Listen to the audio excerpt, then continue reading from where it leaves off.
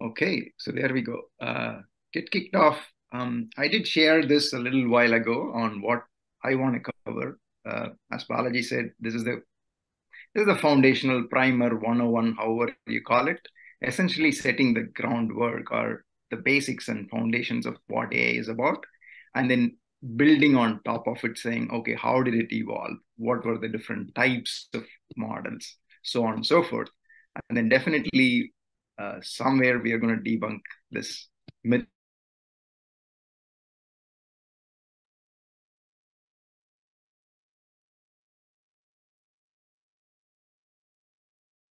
Can you guys hear me?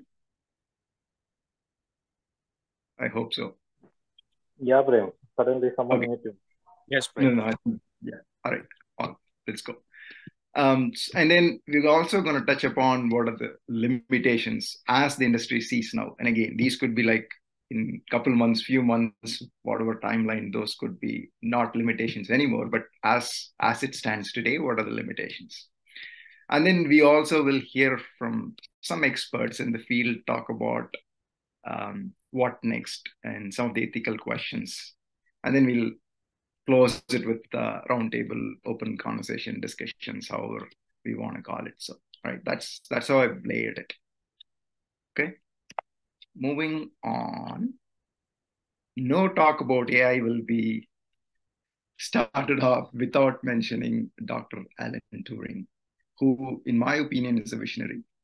And in his days, what he started off was a mathematician, and then later on he went on to doing great work with the code breaking. That is what he was known for, and he got all of his accolades because of that. However, after that, he shifted his attention towards what in his times it was called cognitive science. And whatever he did then was the foundation for what we now know as artificial intelligence. So, in all respects, in the 1950s, he laid the foundation. So, I have a small video clip. And again, I'll I've structured this session in such a way that it is going to be my voiceover slides along with a few video clips, because that really brings out a lot more of visual thing than what I could do in my slides. So it's going to be a mix of both. Bear with me on that one. Okay.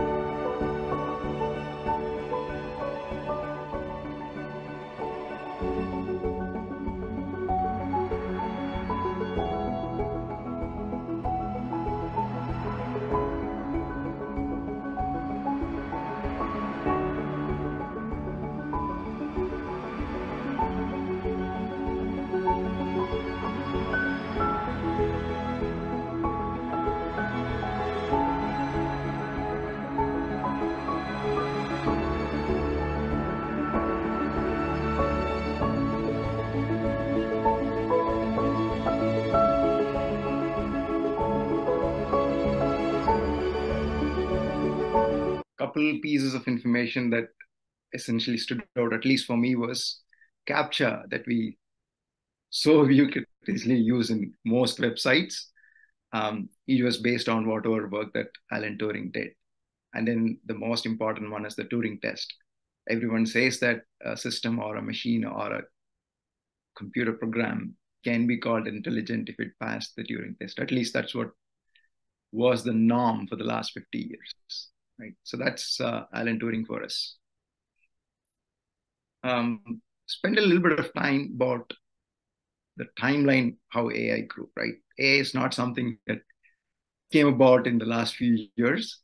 although it became so very popular now, it has got a lot of precedence. And then we already saw Alan Turing, his work laid the foundation. So let's spend a little time going over it. Anything that became popular is because of somebody thinking about it, imagining it. And the science fictions obviously were the key. The space travels, the cars that we drive today, anything that we do, somebody imagined that that could happen back, right? So that's the golden age of science fiction between 38 and 46. And came along Alan, he said, okay, can the machines think? Then he started doing some work in 50s. It gained a lot of traction, and then we had something called as a thinking machine, the first attempt back in 55. Okay. I have another clip for you guys. They hadn't reckoned with ambiguity when they set out to use computers to translate languages. A $500,000 supercalculator, most versatile electronic brain known, translates Russian into English.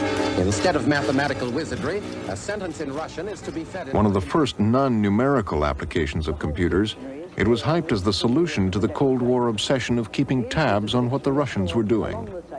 Claims were made that the computer would replace most human translators. At present, of course, you're just in the experimental stage. When you go in for full-scale production, what will the capacity be? We should be able to do about, with a modern commercial computer, about 1 to 2 million words an hour. And this will be quite an adequate speed to cope with the whole output of the Soviet Union in just a few hours computer time a week. When do you hope to be able to achieve this speed?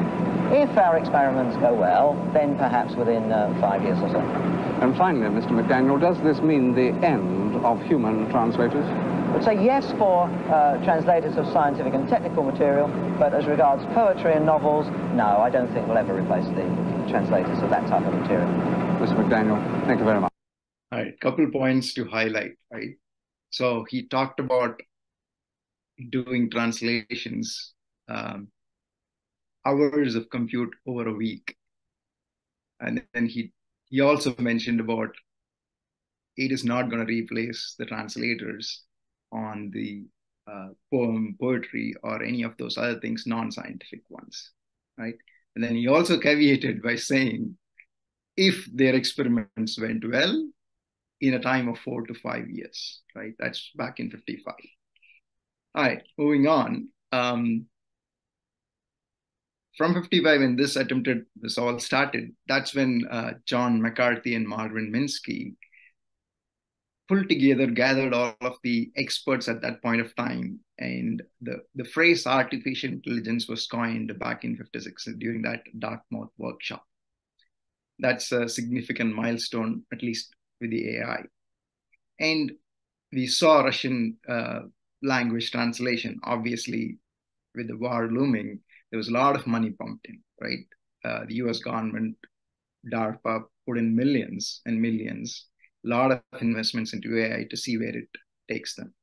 And that's the golden years, right? Everyone talked about this newer technology, a lot of promises, there's a lot of theory at least there, and then people were starting to attempt to build these machines. And then they had enough money to start thinking about it, dreaming about it. So that's the golden years. And then came the slump, or in what we call now as AI winter, meaning all of the money was pumped in, and there was a lot of hope and hype. And as he caveated in that video, if their experiments went well, in 4 to 5 years, they were planning on building, but apparently those weren't really good, right? He did talk about a million in hours processing, but apparently what ended up was like they could only do about a few lines of Russian translations in that time frame. So that was a lot of hype, and then things didn't go well, and there was a fall in the hype and investments. Then came the next boom, about another decade later. That was driven primarily by one of our leading, after Alan, obviously, Ed Feigenbaum. He introduced something called as an expert systems. And let's hear from him. joined the Stanford Computer Science faculty in 1965. That year, he helped create the Dendro project, producing the world's first system to emulate the decision-making ability of a human expert. Dendro's groundbreaking accomplishments inspired an evolution of expert systems, moving artificial intelligence out of the laboratory and into the structure of countless software applications. It demonstrated that artificial intelligence could be based on informal, heuristic knowledge, as well as on the formal symbolism of logic. It became the model for a generation of expert systems. Professor Feigenbaum went on to develop expert system programs for medicine, molecular genetics, X-ray crystallography, and pulmonary function diagnosis. A good way to think about where AI fits in the entire spectrum of IT and CS is what I call the what to how spectrum. We all know about the how end. AI sits at the very far end of the spectrum at the other side, the what end of the spectrum. The end of the spectrum where you would, as a user, tell the machine what it is you want it to do. And it would have the knowledge and the reasoning power and the heuristics to employ to do it for you. So you didn't have to be a programmer. You didn't have to know any how.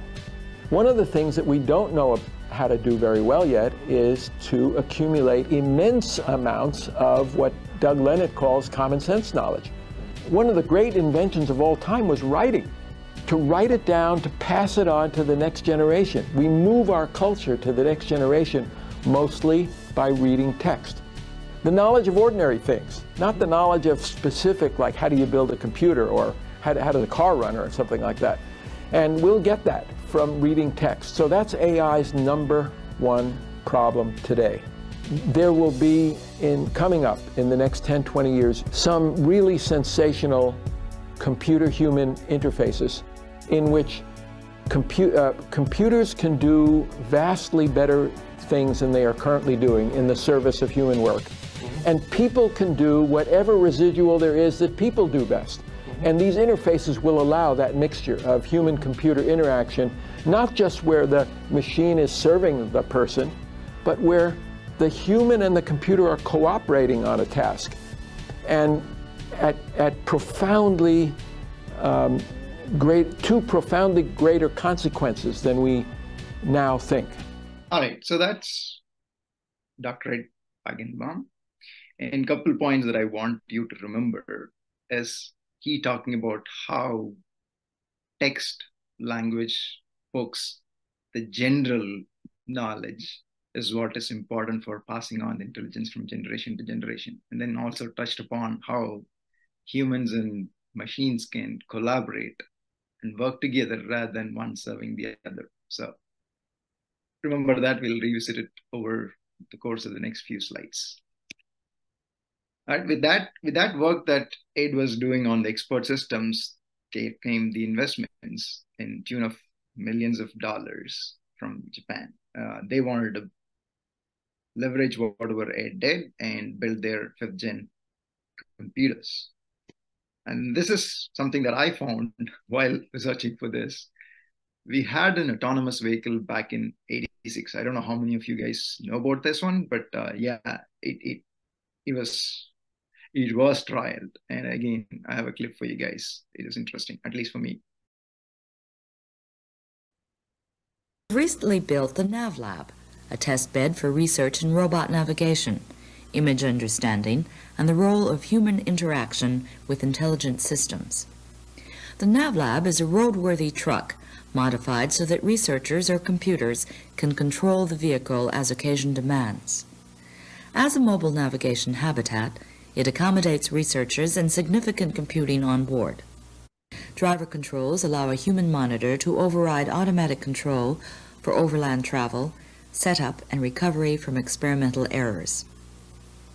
The NavLab shell houses all onboard equipment, including computers, controllers, telemetry, and internal sensors.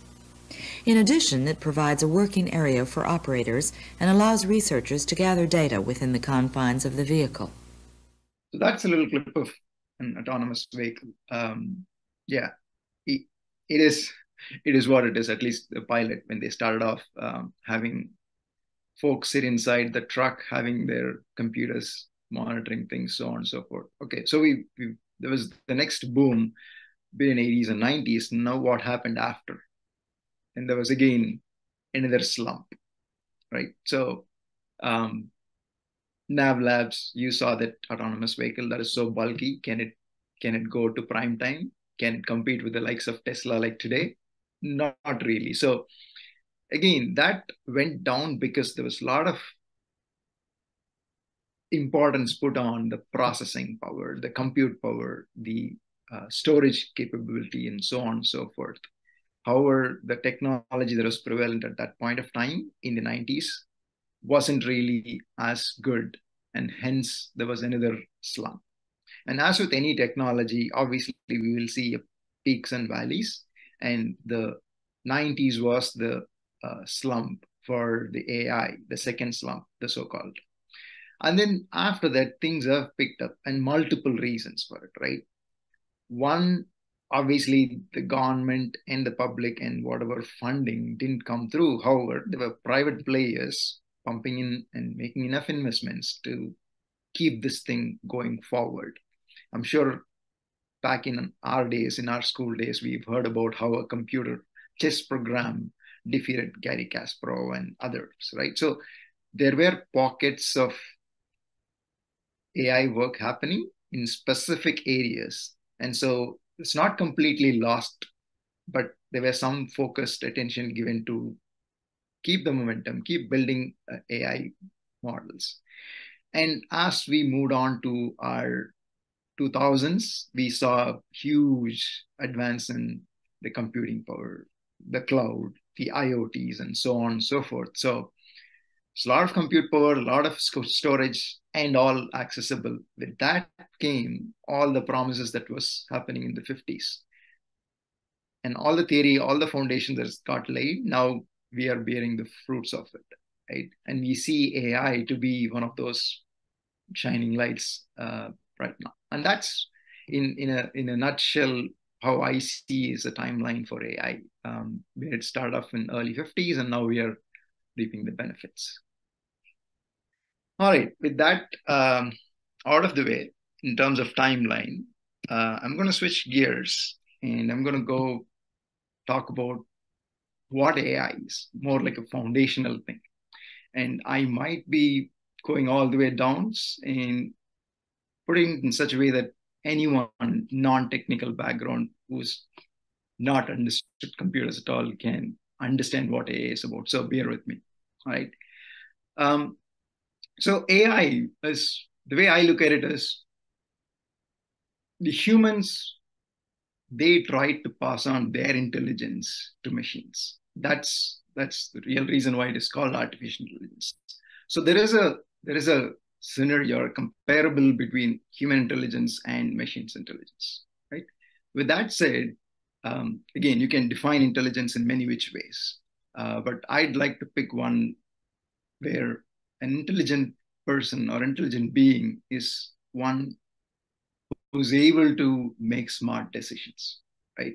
Smart decisions, right decisions at the right time make somebody intelligent. And how does that happen, right? So as babies, young kids, how do they learn, right? They learn by observing. And that's how they are able to be smart, be intelligent, right? So how do they learn? They learn by observing things in the world all around them in multiple senses, right? Touch, feel, I see, hear, so on, taste, so on and so forth.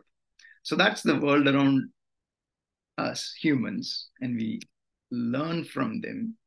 And then what we do is we build a mental model, right? You touch a fire, it burns you, it hurts you, then you know that, yes, you cannot touch a fire because it is going to hurt me. So that's a mental model. You fall in the water, you're going to struggle to come up. And so you're seeing yourself that either you'll have to learn to swim or not fall into the water. So that's a mental model. So you build all of these models because the next time you're in such a situation, you're trying to remember from your model that you will have to act a certain way.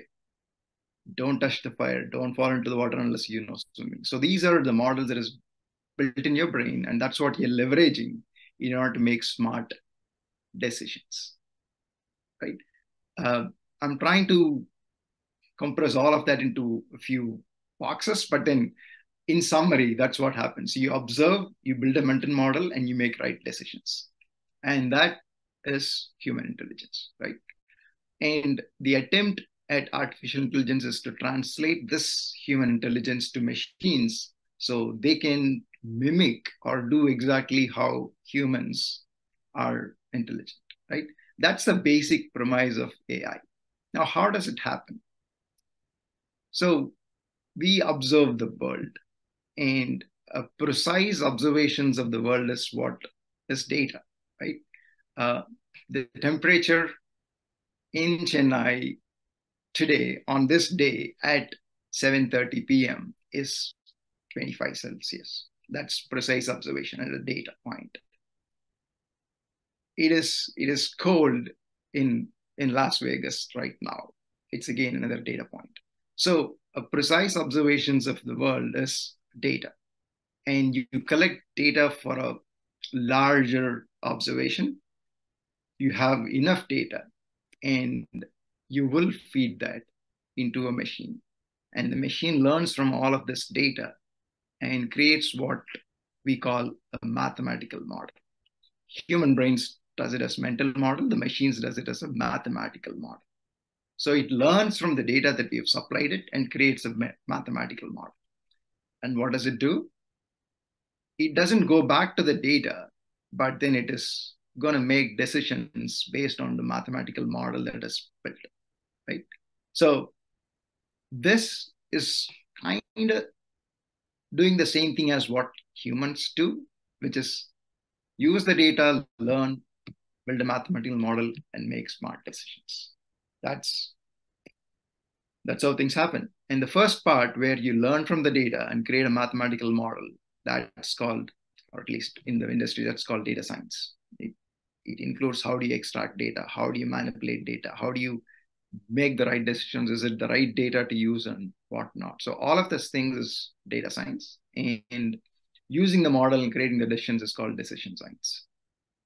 And all of them put together is artificial intelligence. There's, again, if you peel that and then go to the very basics, it looks pretty simple how this whole thing is put together, right? And this is the theory behind artificial intelligence. Now I have another slide to apply or see how this works in action, right? There's a problem statement. For someone planning to start a coffee store shop, find the best price for a cup of coffee that can yield the maximum profit. Right? I've taken a very simple use case or an example to solve, right? To demonstrate how an AI works. Again, this is simple. We can do it ourselves. We don't need AI. But then as the complexity grows, maybe it is not so easy for humans to do it using their mental model. We might rely on a complex AI, right? With that said, let's see how it works. So we saw in the previous slide, the machine learns from data. So the starting point for AI is data, right? In this particular example, I have a simple tabulation, which is price and the number of sale. It's not the total sale, it's the number of sale, right? So if you're planning to start a coffee store, you try to gather data of other stores on how they have priced it, right? So they have price and then the number of sale. If they price it a certain way, this is the number of sale that happened on a specific day, whatnot, right? So it's a simple tabulation of price and number of sale. That's the data you start with. And then if you lay that data, again, it's a two-dimensional data, two factors in these graph, you will end up getting a pattern, something like this, right? Again, I've just taken an example. So this is a pattern that you see with the data. And if you try to build a mathematical model, you see a pattern emerging, and then you have a mathematical model. This is a simple model. It's a linear regression kind of thing. It's a straight line. It's a slope of the line. That's the mathematical model, right? And then the profit is the number of sale, price versus minus cost. That's your profit. So that's the mathematical model that you've built. Now you move on to the next step where you can calculate the profit for each of those line items that you had in the data. And you lay that onto a graph. So it comes something like this. Again, it's a sample data. With that, you should be able to easily find, if you want to maximize the profit, what could be the price point for you, right?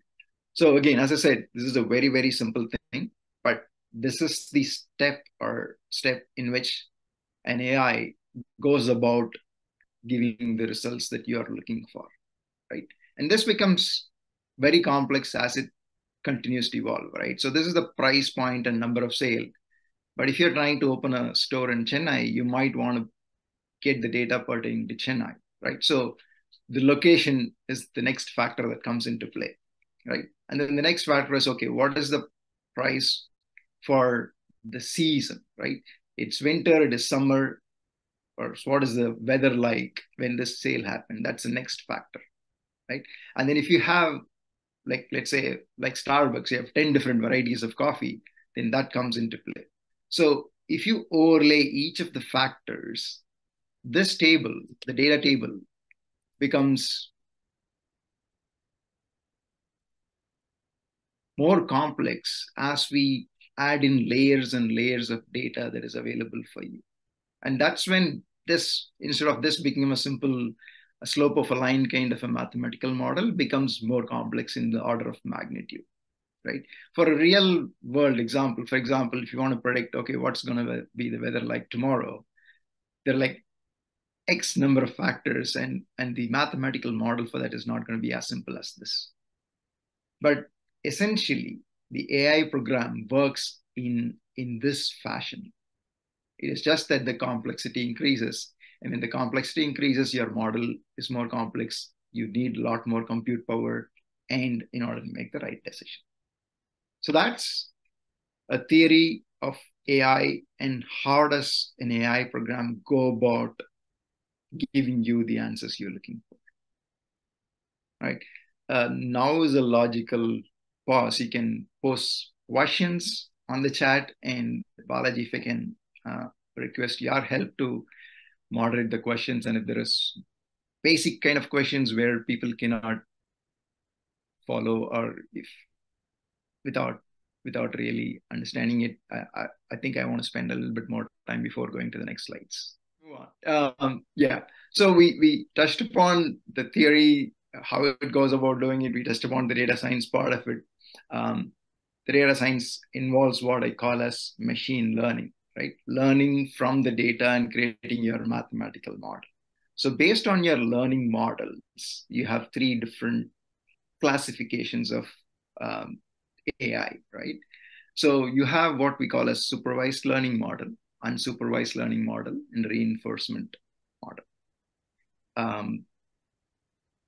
Again, we'll go into each one of them.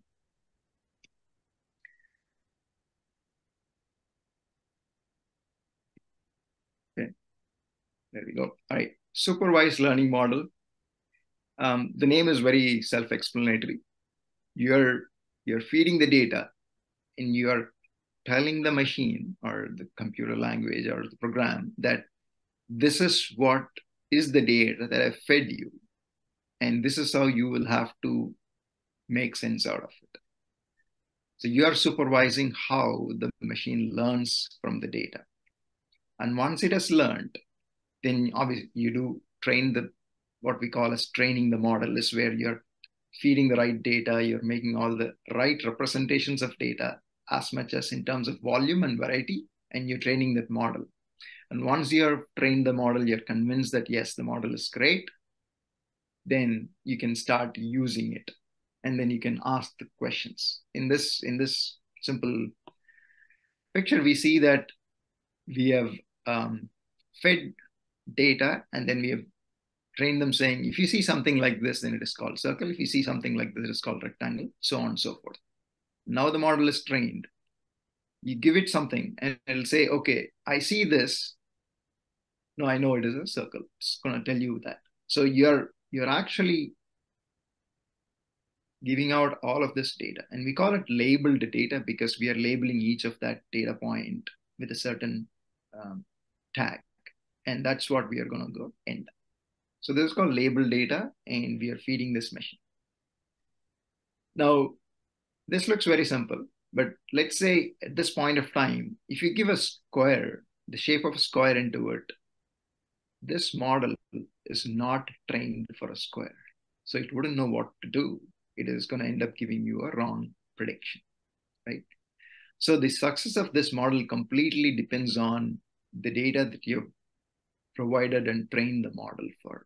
And if you're giving something that is not relevant, then you're not going to get the right results. So the application of this is a little bit narrow in terms of, or the success of this model is purely dependent upon how you're training the model and the data that you have, representational data that you have for training the model. That becomes so very important. All right, another example. So what you see in these pictures are more like a classification. However, a supervised learning model is not just for classification or identifying certain things, but also for regression, just like how we saw calculating the price of a cup of coffee to maximize the profit. So those are numerical kind of calculations that supervised learning model can do. In simple terms, again, let's say for this one, how do you train it? That's a question. You're not simply going to say, see something like this is a circle, right? In this particular case, what we might end up saying is, machine, if you see there are no sides to a shape, this is a circle. If there are 4 sides, it's a rectangle. If there's 3 sides, it's a triangle, and so on and so forth, right? That's the first factor or a parameter. Does it stop there? No, it becomes a little bit more complex, right? A square is also having 4 sides, a rectangle is also having 4 sides. How do you then make the machine learn? Then you will bring in the next parameter or factor. You say, if the length of those sides are equal, then it is square. If it is 2 different lengths, then it is rectangle. But does it stop there? No. A rhombus or a diamond will still have 4, but it is not rectangle, not square. So you'll have to bring in the next parameter called angle, right? They're all 90-degree angles, then it is either a rectangle or a square. If it is an acute angle, then it becomes acute and obtuse angle, then it becomes a rhombus, right?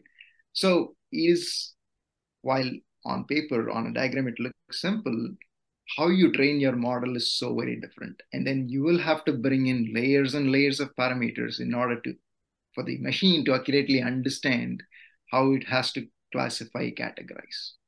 The same way in the regression model, you bring in different parameters.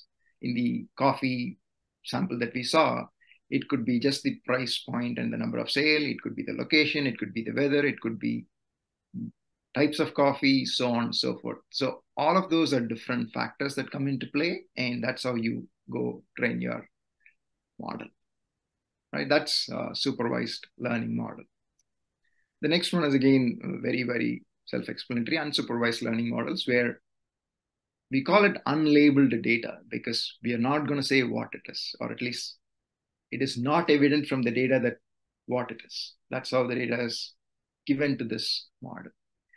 And without you training them, without you doing anything with it, the machine automatically classifies them based on what it sees as the traits of the data.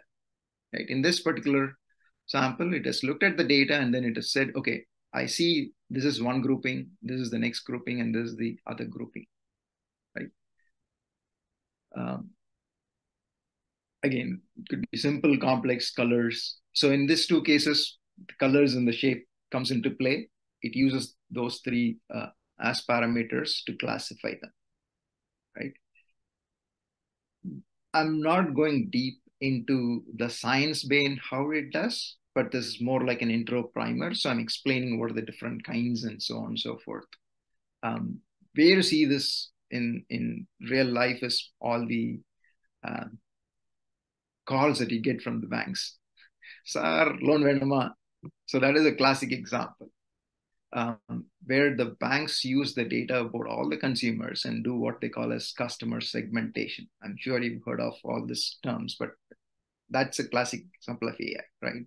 It sees the data, it sees somebody who's really spending good, high spend, high income, and paying them back on time. That's segment one.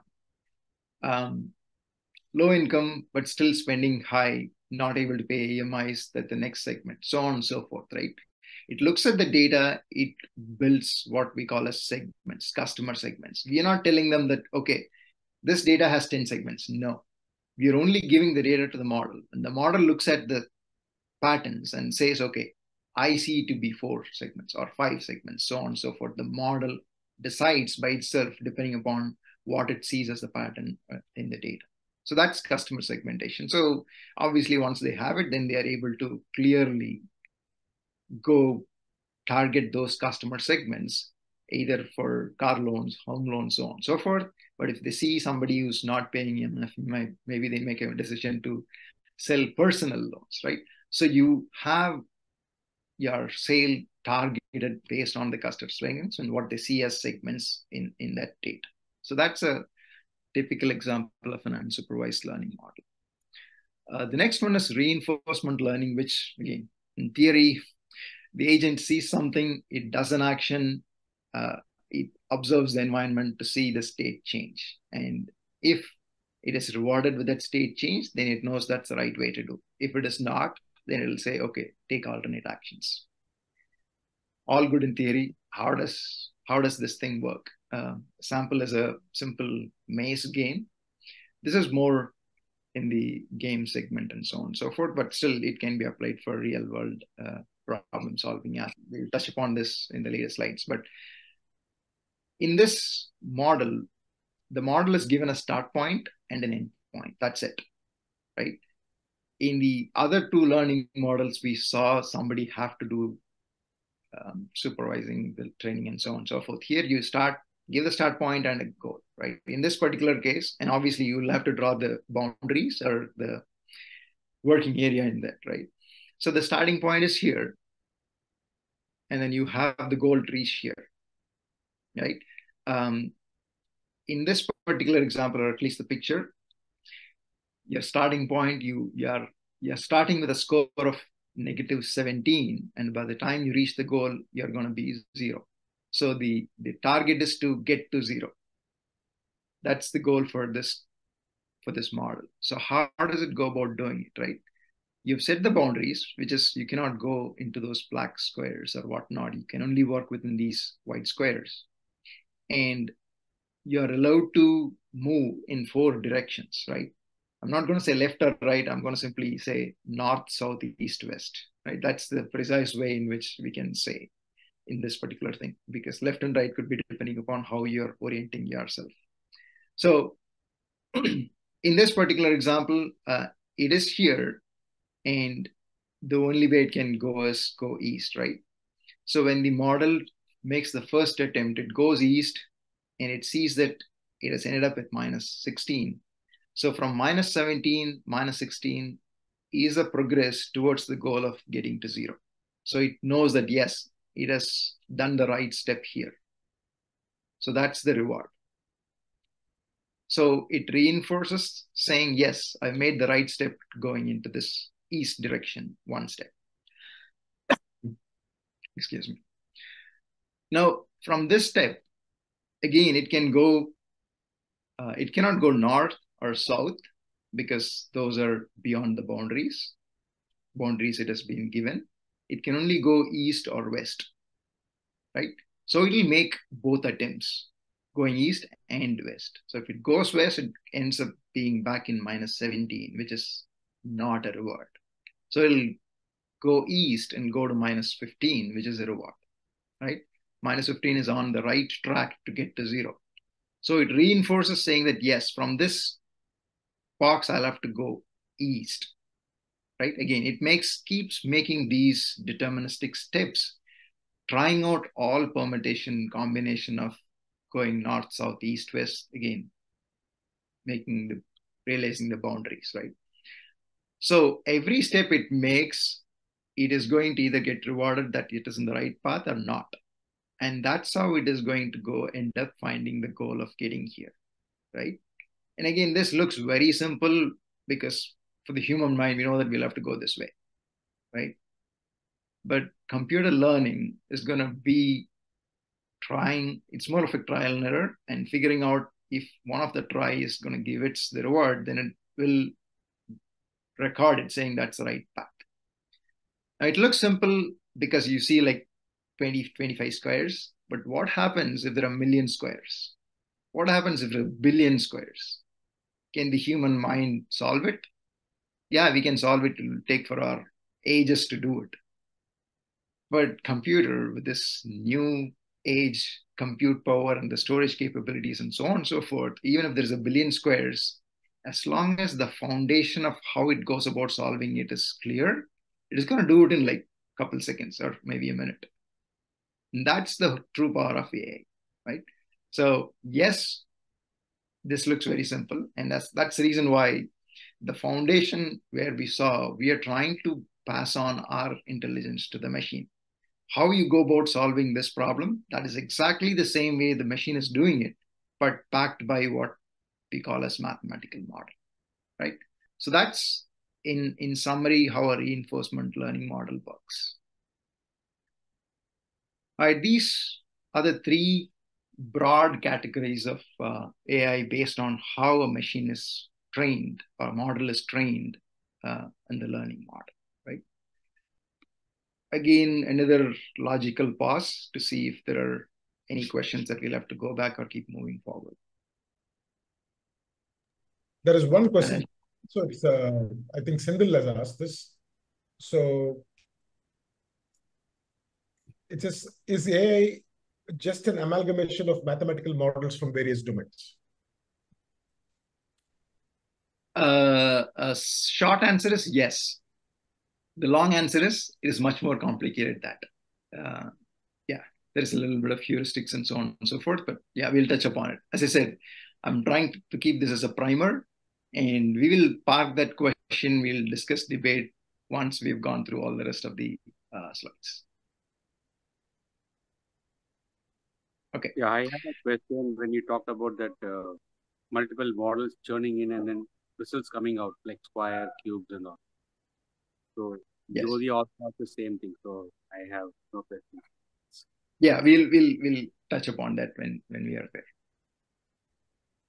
And okay. One more question was in real world the maze will be different every time. How does it work? Yeah, he'll repeat the same basic process. In order for it to find it, you give it different problems for it to solve. So the parameters will be different, but the computer is going to apply the same basic principle to solve it. Does it answer the question? Because you're not going to give the same problem every time. You're going to give a different problem for it to solve. So the maze obviously is going to be different. But then how it goes about solving that maze is the same. The process in which it is trying to solve it is the same. So Prem, just to clarify in terms of what you're currently saying. So when you use the word supervised, unsupervised, and reinforced, right? This also looks similar to how a child development happens. Exactly. That needs to go supervised. Sometime later it is unsupervised. And after a point in time, you go behind rewards that get you, and hence you keep on moving. I mean, would that be apt to say it follows like a child development process? You hit it on the head, Balaji.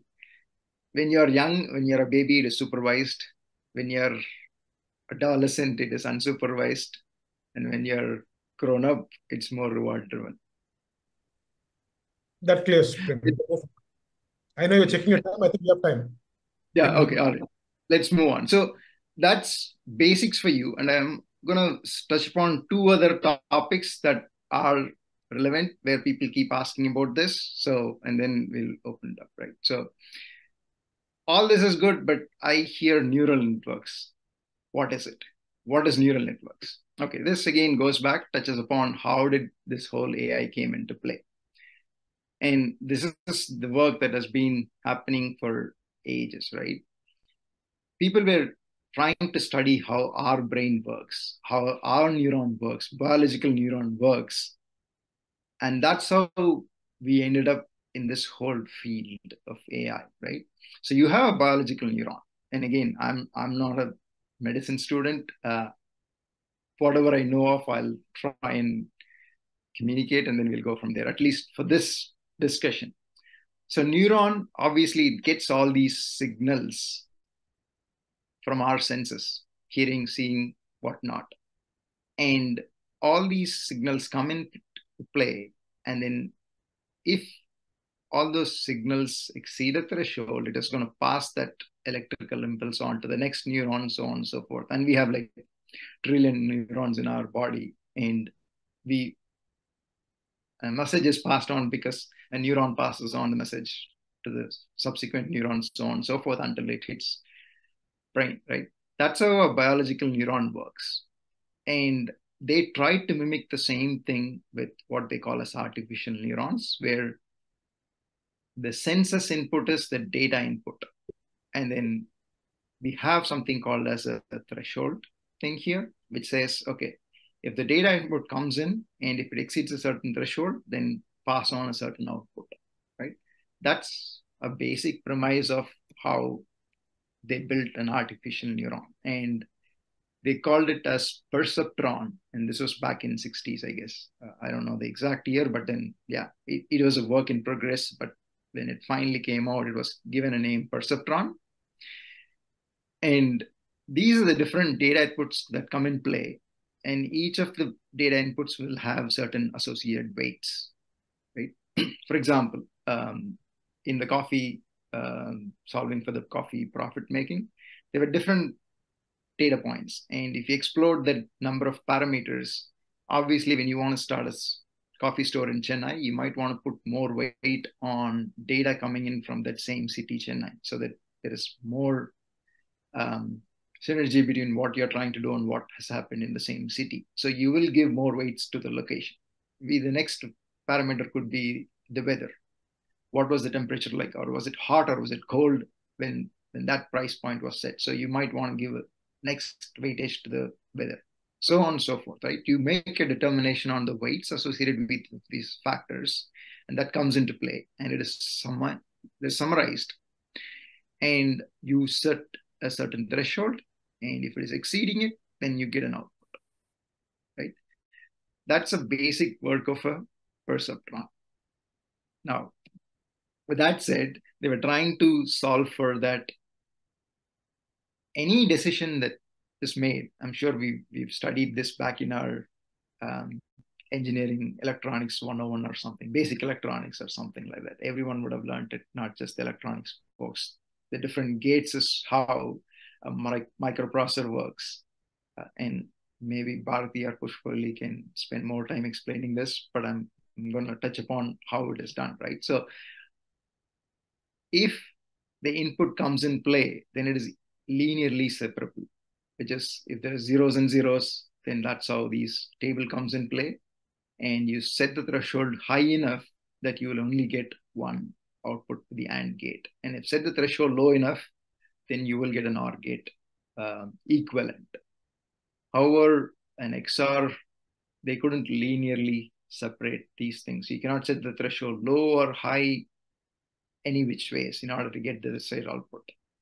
And they figured that maybe one perceptron could not accomplish this. And then they layered multiple perceptrons to get the XOR gate, right? So instead of looking at one neuron, one artificial neuron, they had multiple neurons connected in such a way that it can help you make those logical decisions.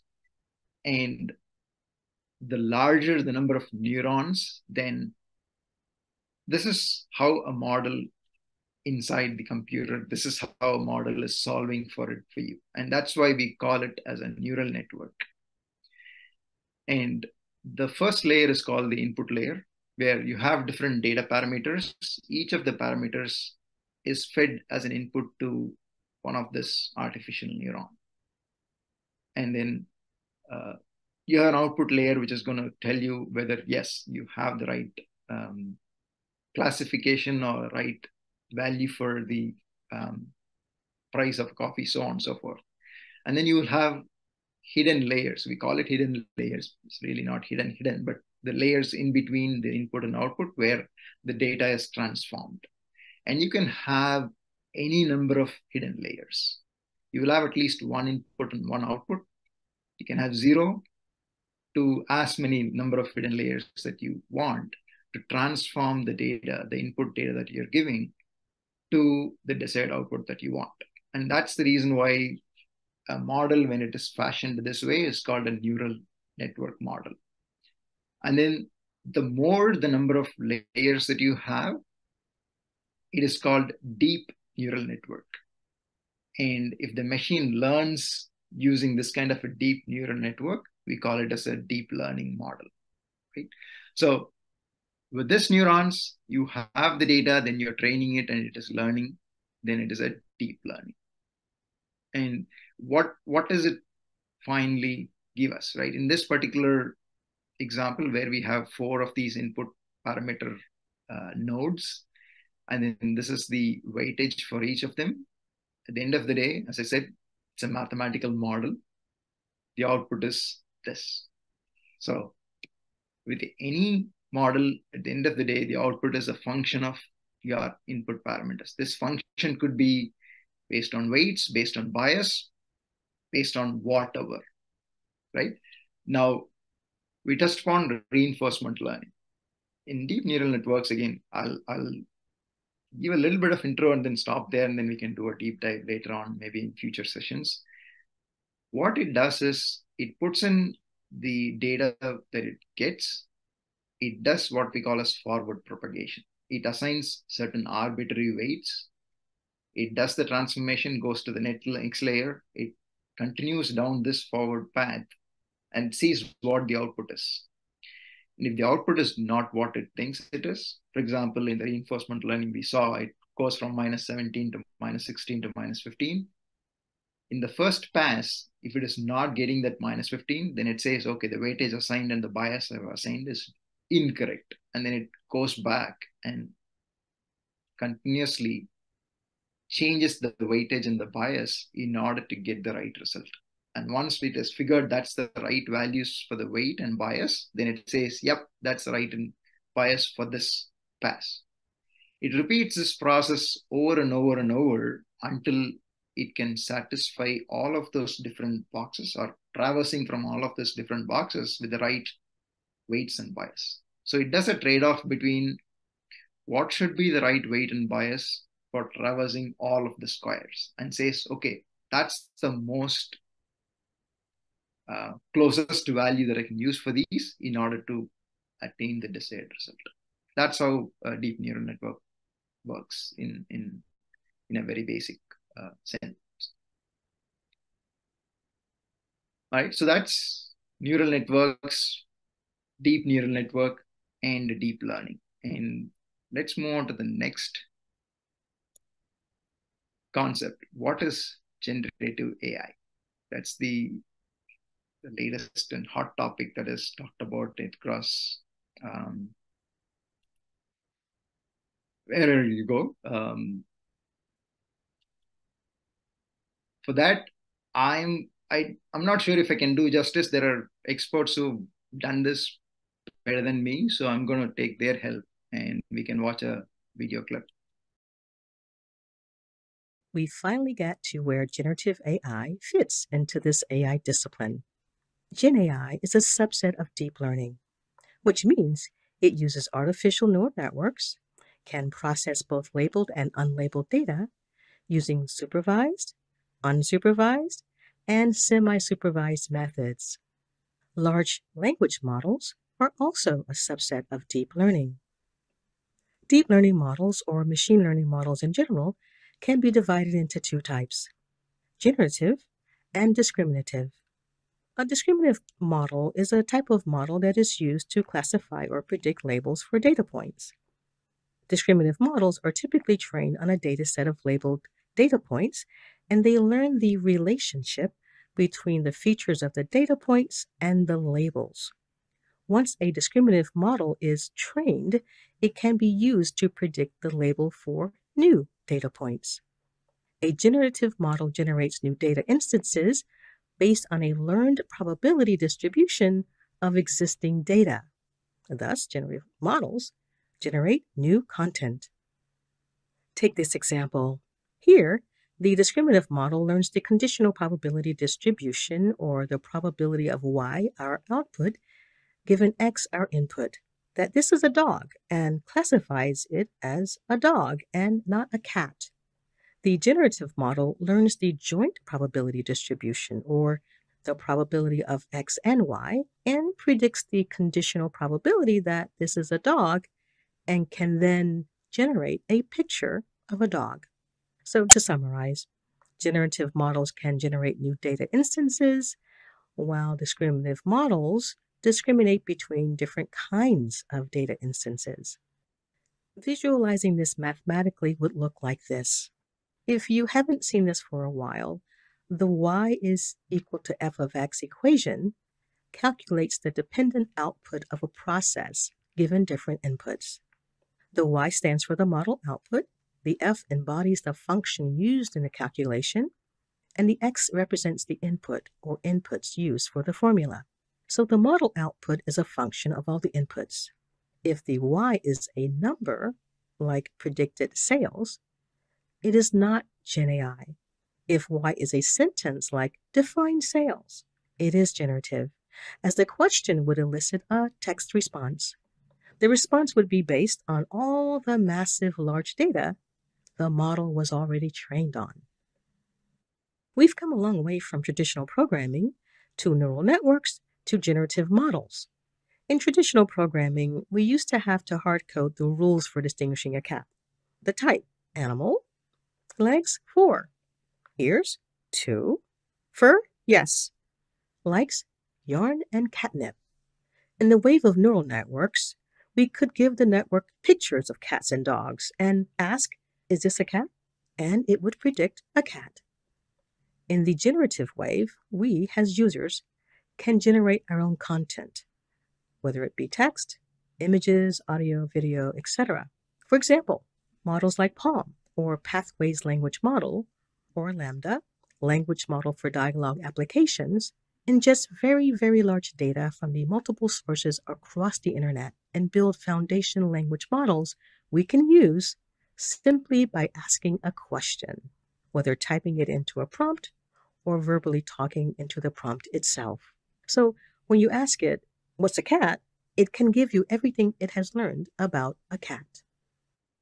A generative image model takes an image as input and can output text, another image, or video.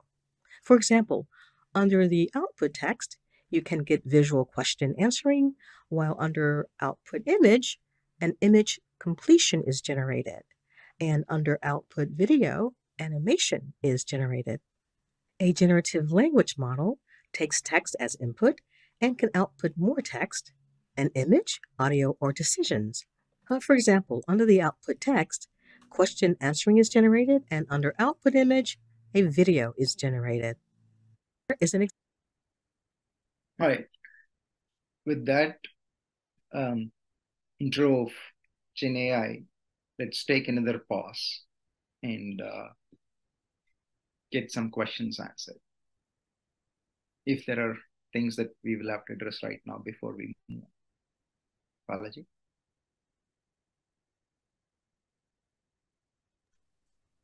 There is one question that's come in, so which is, it shows how far has AI and ML progressed in mimicking humans' gut decision making?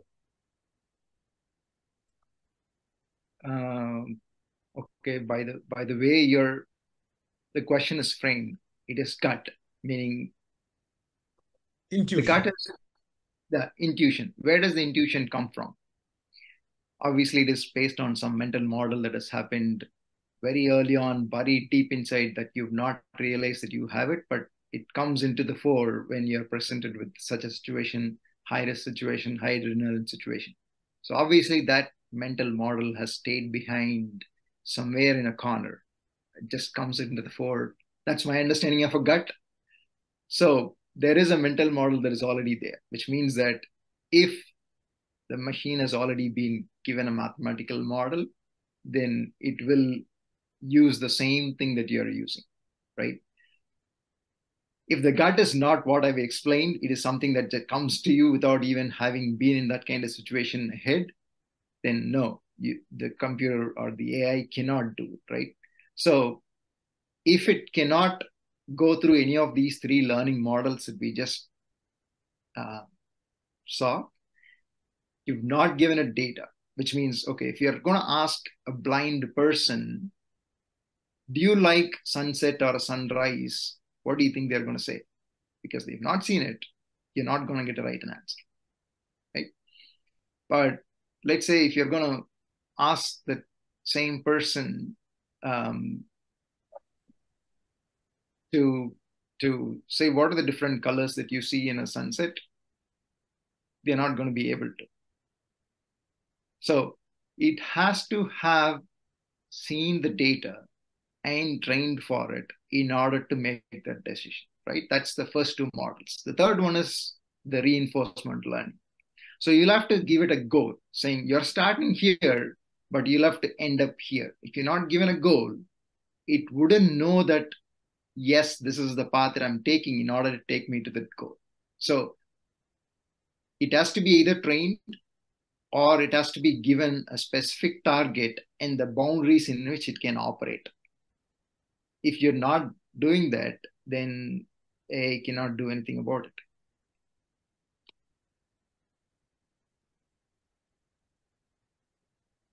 We'll go ahead, Prem. So, I mean, if this is picked up further, we'll probably talk another session. And one is generative AI gives comparative and collaborative analysis data. So as in, will generative AI give comparative and collaborative analysis data? Comparative and collaborative. We'll touch upon that. Right. Okay, so we saw the basics of AI, we saw the three learning models, and we touched upon the two key aspects of modern day AI, which is deep learning and generative AI, right? So how does they all come together? A quick summary of all that we've seen so far. So AI is the whole learning field. That's the sphere of science. And machine learning is a subset of AI. And we saw different learning models. Deep learning is another subset of it, which is aided by the neural networks, artificial neural networks. And then generative AI is a subset of deep learning. It is aided by what we call as large language models. And in the video that we saw explaining generative AI, they talked about how the model is trained on, can be either trained on image or text. And if there is a text involved, then we call it as large language model. And that's what a generative AI is about. Sorry, was there a question? No, Prem, you can continue. Yeah, okay. So that's a summary. With that out of the way, I've done with my slides. And from the next section onwards, I'm going to take the help of video clips where some experts in the field are sharing some knowledge with us, and they're going to share their thoughts as well. So it's going to be more of a video thing, and then we will pause at the appropriate time and we can do some debating, and then we can move forward in that direction. Okay, that's how I've structured this. And then again, we'll come back towards the end of it, and then we'll have all the QA and discussion. All right. Now, before we move to the video thing, what is ChatGPT, right? So if you've not heard ChatGPT in the last few months, then I'm sure you're coming from a different planet. So what is ChatGPT? And okay, it is a generative AI model platform, and it is commercially developed platform by a company called OpenAI. It is as simple as it, right? And now we'll quickly recap that generative AI thing, right? So you started with the programming language where you had to have what we used to call it as the typical traditional programming, where you'll have to define everything, right? A structure or whatnot to explain what a cat is so that the computer can know what a cat is. From there, we went into neural networks. And now the generative AI is you're going to say, okay, model, here is the data. You go learn by yourself, right? And then once you've learned it, then I'm going to ask you questions. And then the model is going to give us responses. And the response is not going to come from the data that we've given, but the model, what we call it as a foundational model. It is built based on data it is trained on. It is going to answer those questions based on that foundation model. That's the difference, right? And what you see here are the different models, deep neural network models, Lambda, PaLM, and what we see here is GPT, right? Again, everybody asks for what GPT is. I'm sure if everyone has, or at least has an answer for it. For a long time, I didn't care about it. I'm not a stickler for all these monikers and shortened forms. It simply says generative pre-trained transformer. Right? And that's the name for that particular model. And we'll talk about how there are different versions of it and so on and so forth. So each of these models are consuming large amounts of data, and it is building its own foundational models, and it is going to explain it. And ChatGPT is based on a GPT as the neural network model. What you see on the screen is all the different transformer models, right? And these has been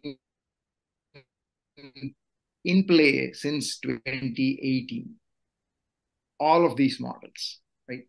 And that's the GPT 1, 2, 3, 3.5. That's the progression of that specific transformer model. We also see DALL-E, which is the image generating model that OpenAI is using. So the summary is ChatGPT is not something that has jumped in and taken the world by storm. There are n number of other models that are available for us, some of them open source, that you and I can start using these models like right now and build our own applications. There are tons of models, but with the way that OpenAI picked this up and commercially made it available, ChatGPT has gotten the traction and gotten the kind of visibility it has gotten now. Okay. Quick summary on ChatGPT by itself.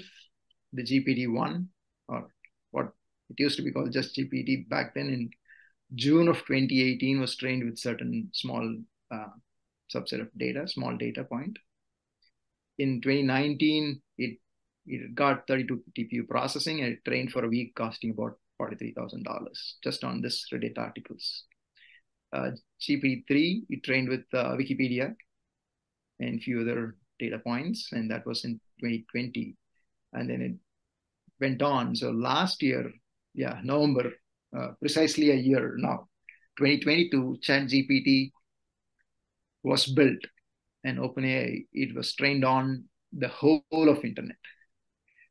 So if you query for it, it is going to give you data as of 2021, I guess, the 3.5 model and what is available for as a freeware or free to use kind of a licensing. It is going to give you the data as of that trained timeline. Okay. And I have a little clip on the technical details of ChatGPT for those who care about. Does ChatGPT work? The heart of ChatGPT is an LLM, or a large language model. The default LLM for ChatGPT is GPT 3.5. ChatGPT could also use the latest GPT-4 model, but there is not much technical detail. So yes, ChatGPT with GPT-4 is out available, but it is a paid version. And as I saw it last evening, you cannot just go buy it. You have to wait in queue in order to be given that rights or to start using it, even though you are willing and ready to pay for it. At least that's point of time. GPT-4 yet for us to talk about. Now, what is large language model? Now, a large language model is a type of neural network-based model that is trained on massive amounts of text data to understand and generate human languages. Now, the model uses the training data to learn the statistical patterns and relationships between words in the language, and then utilizes this knowledge to predict the subsequent words, one word at a time. Now, an LLM is often characterized by its size and the number of parameters. So this is what makes the GPT so very interesting, right? We talked about the parameters in our typical, or at least the simple pricing the coffee example. We saw two parameters, which is the price, the number of sale. And you look at the parameters for GPT in billions. That's the difference between how a simple thing is solved mentally and how complex data parameters come in play for AI and the kind of compute capability that we need. Contains. The largest model of GPT 3.5 has 175 billion parameters spread across 96 layers in a neural network, making it one of the largest deep learning models ever created. Yeah, so while I was dabbling and getting my hands wet, I had about 25 parameters and I had like 3 layers. It took my laptop about 6 hours to train 25 parameters, like 3 layers. And here we are talking about 175 billion parameters and 96 layers. That's all of internet data coming in play for training this GPT 3.5. The input and output to the model are organized by token. Now, tokens are numerical representations of words, or more accurately, parts of the words. Numbers are used for tokens rather than words because they can be processed more efficiently. Now, GPT 3.5 was trained on a large chunk of internet data. The source data contains 500 billion tokens. Was there a question? Okay. Looking at it another way, the model was trained on hundreds of billions of words. Now, the model was trained to predict the next token given a sequence of input tokens. It is able to generate text that is structured in a way that is grammatically correct and semantically similar to the internet data it was trained on. Now, but without proper guidance, the model can also generate outputs that are untruthful, toxic, or reflect harmful sentiments. Even with that severe downside, the model itself is already useful, but only in a very structured way. It can be taught to perform natural language tasks using carefully engineered text instructions, or prompts. This is where the new field prompt engineering came from. Now, to make the model safer and to be capable of question and answer in the style of a chatbot, the model is further fine-tuned to become a version that was used in ChatGPT. So this is a combination of two technologies or concepts that we learned. One is the deep neural network. The other one is the third one, which is reinforcement training, right? The 3.5 model by itself can do all that, but then it is not going to make a determination the output is given is right or dangerous and so on and so forth. That's where you have this reinforcement learning come into play. And that's what we do here, fine-tuning that data set. Whatever output the GPT gives you, is it right for the world's consumption? So somebody is reviewing it and fine-tuning that data set to make sure that it is only giving us usable information. And so that's now, fine-tuning is a process that turns the model that does not quite align with human values into a fine-tuned model that ChatGPT could use. This process is called reinforcement training from human feedback, or LLHF. So that reinforcement learning by human factor was done, or at least when OpenAI started, they outsourced it to few folks or few contracting folks in Kenya. They were paying like $2 an hour to review that and ensure that we have the right output coming in play. And again, they changed that model. They're not outsourcing it to Kenya anymore, but they have other means of fixing that part. So that's in summary what ChatGPT is. It is nothing but a deep neural network with a reinforcement learning aided by humans. However, the speciality of that is it is being trained on a really large data parameter set, and we saw in billions. It has got the deepest model that we have seen with 96 layers. And so it would have taken a huge compute capability. However, now that it is done, they're reaping the benefits of it. The sheer size, the volume, and the magnitude involved is making that so very rich and hence usable, and hence the popularity that it has gained so far. So that's ChatGPT for us. However, remember, that is not the only thing. There are other models that is available for us as well. There are two questions. One is, what is the programming language in AI? The most popular one is Python. However, it is not limited to only Python. You can use any language to build it. At the end of the day, it is coming up with a mathematical model and training that model on a data. So you can use any programming language. However, Python has gotten a lot of libraries, pre-built libraries that you can easily use. For example, if you have to get a table of data, what we saw, like price and number of sale and so on and so forth. Let's say you have like 4 columns and like 20,000 rows. That's a table, right? So you have it in Excel, you have it in a related database like Oracle, SQL Server, whatever it is. The data is there. How do you get it into your application in order to train the model?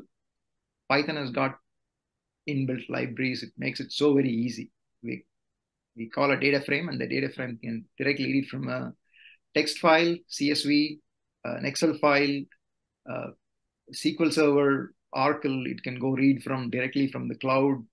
It can read it any which ways. All you have to do is create a data frame and say, okay, data frame, here's the data, go pick it up. That's it. You write 2 lines of code in Python, it gets the data into the memory. And then training the model is, again, simple.